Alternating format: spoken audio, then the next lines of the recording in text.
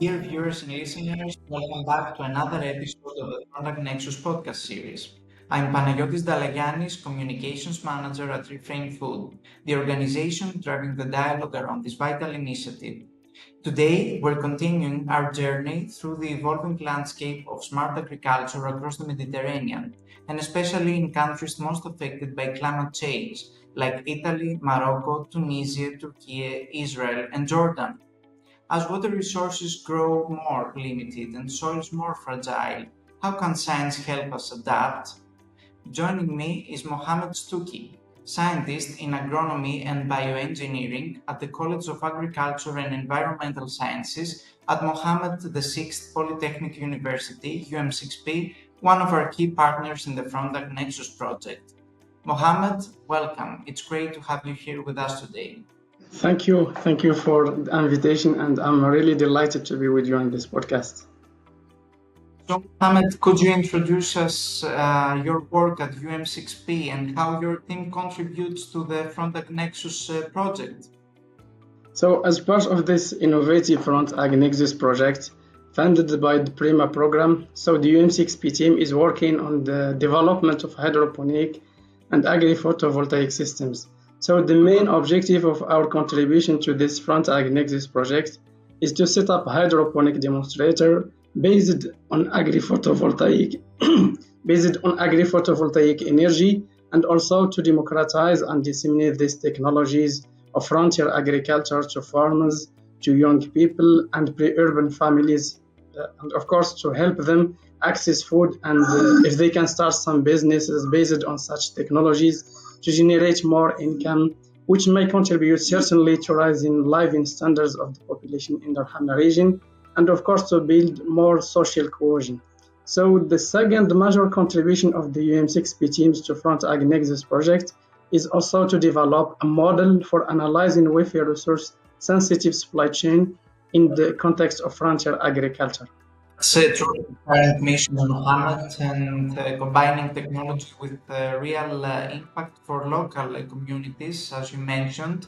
Can you tell us more about the vertical hydroponic systems that you are developing? So our vertical hydroponic system was built on 200 meter square greenhouse consisting of two main compartments. So the first compartment is dedicated to the production of small vegetables and leafy crops such as lettuce, basil, mint, cherry tomatoes, and other aromatic and medicinal herbs. And second compartment is dedicated for hydroponic fodder production. So both production systems are set up under fully controlled conditions.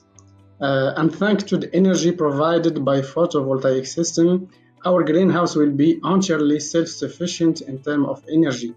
This energy will be used, of course, to run the cooling system, for lighting, for controlling humidity and nutrient solution supply. So our vertical hydroponic system offers several advantages in terms of saving space, resources, and manpower, and increasing crop yield and harvest quality. For example, by growing lettuce in vertical farming system, we will save more than 90% of land and 90 to 95% of water resources. So, moreover, the production of leafy crop in controlled conditions will allow us to manage environmental constraints like, for example, excess of radiation, high temperatures, and other adverse weather conditions. So, by eliminating the effect of weather, we can, of course, harvest several times a year, and we can have more choice in crop species by controlling photoperiod and other climatic conditions. And in addition to that, our vertical system is fully soilless system, which reduces the risk of pest and disease attacks. So our vertical hydroponic will be an environmentally and eco-friendly system with zero pesticide. And in our second setup about fodder production, the system has already attracted the attention of several farmers in the region. So as I mentioned before, the Hamna region is known for its demand-shaped meat production. So farmers find it very difficult to ensure a good supply of fresh fodder for their livestock, especially in summer and during period of drought.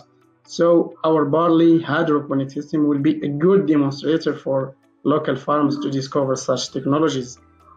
And the first trials that we conducted at UM6P pilots have shown that it is possible to produce between 5 to 7 kg of fresh fodder per 1 kilogram of barley grains in just 10 days, which is amazing. So this will save 90% of water and minimize production costs by around 40% compared to traditional open field methods. So it's really important, Mohammed, that these systems can create real opportunity for farmers in these challenging environments.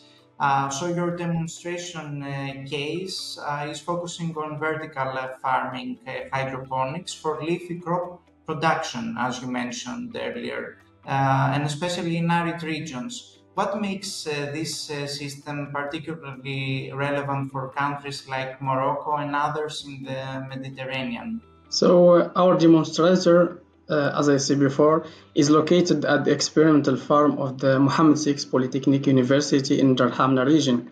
So this region is mainly characterized by an arid climate with low precipitation, high evapotranspiration, and very low soil fertility. So these pedoclimatic conditions make the agricultural sector in the Darhamna region vulnerable to climate change and other environmental stresses.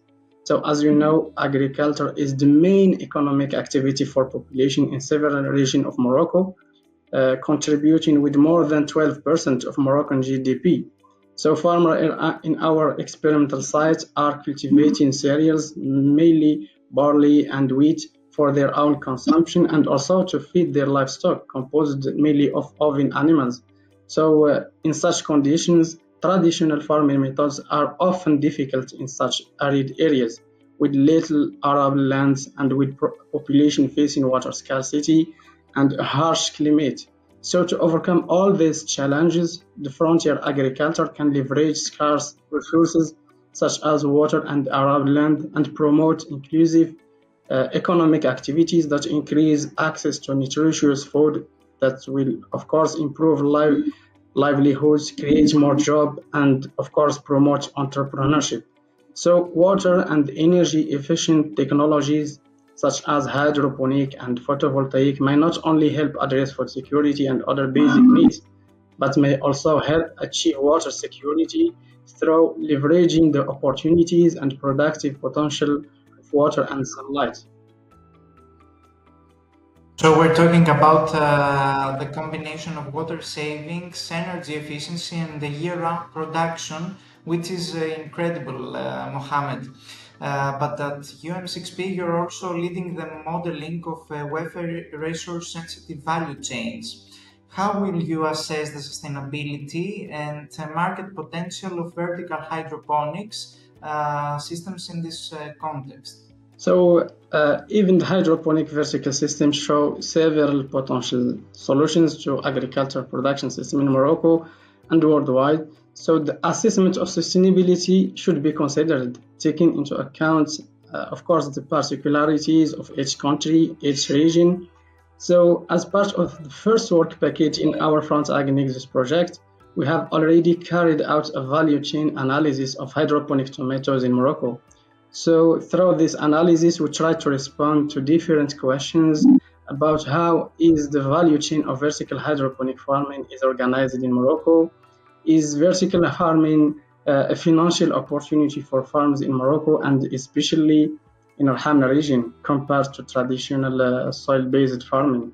And how does it impact farmer livelihood and society in general? So of course, what are the environmental impacts of hydroponic production system compared to traditional soil-based farming? So with regard to WEFE Nexus resources, the assessment of vertical hydroponic system will include several KPI, like for example, water use efficiency and productivity, nutrient use efficiency and recycling, the energy consumption, carbon footprint, which is very important for our project, and of course the profitability and the competitiveness of this hydroponic vertical farming compared to traditional farming techniques. So it's clear that you and your team is not just looking at innovation, but at building lasting and scalable systems, Mohammed.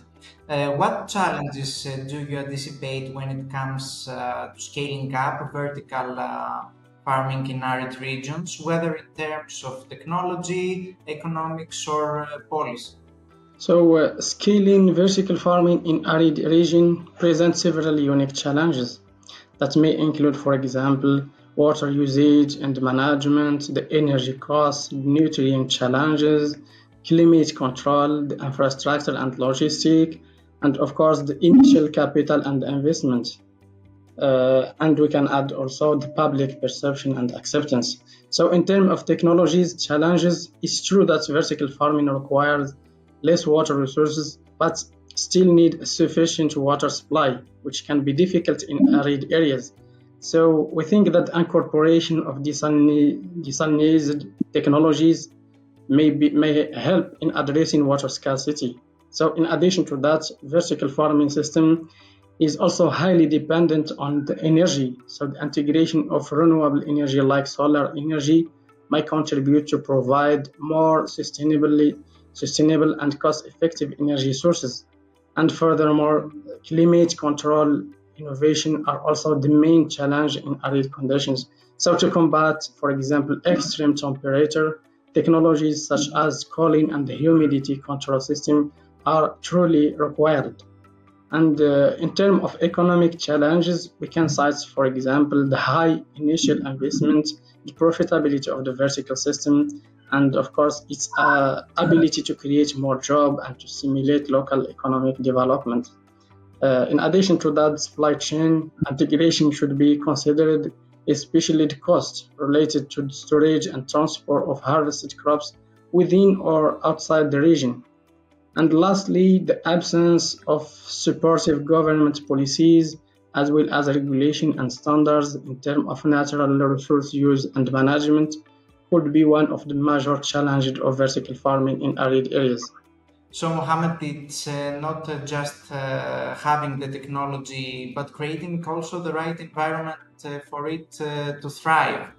And that's what we're looking on at the FrontAg Nexus project to create these environments and also to create impact further than the 4 years of the implementation of the project.